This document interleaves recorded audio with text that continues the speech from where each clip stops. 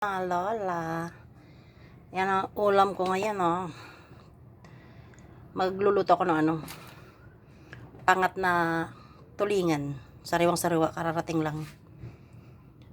Luya, sampalok na sariwa, bawang at saka tuyong kamyas.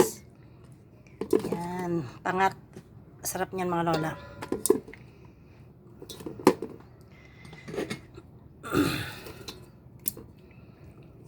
Pangat na tulingan, sariwang-sariwa. Kaya lang medyo mahal ang ngayon.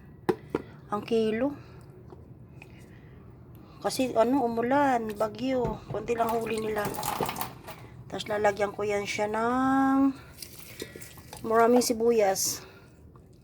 So kasi maraming sibuyas pag pag nagpapangat ako, manamis-namis. Tapos lalagyan ko rin yan ng konting suka.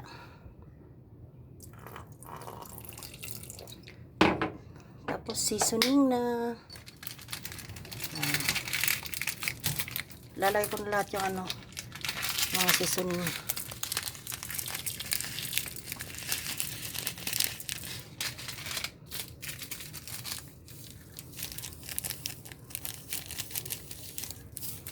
Saan ba yung pamienta ko? Yan. Tapos pamienta. Sarap na naman ang kain ng lola niya.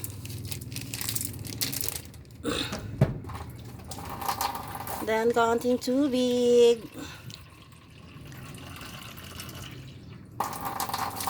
Yun.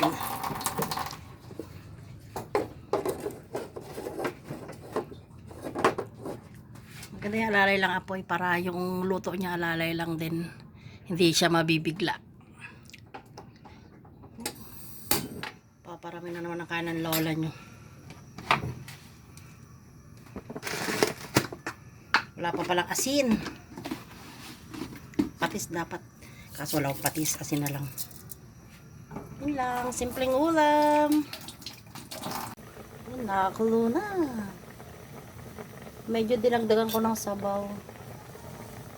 Para yung mga alaga kong aso, may ulam din. Pag nagluluto, talagang sakit na sila. Kanina, ulam nila, adobong manok. Yan. Sarap na ang lasa nito. Ay, perfect. Sarap. Maya-maya hango na yan. Ready to eat na yan maya-maya. Mga 15 seconds. Bye mga lola.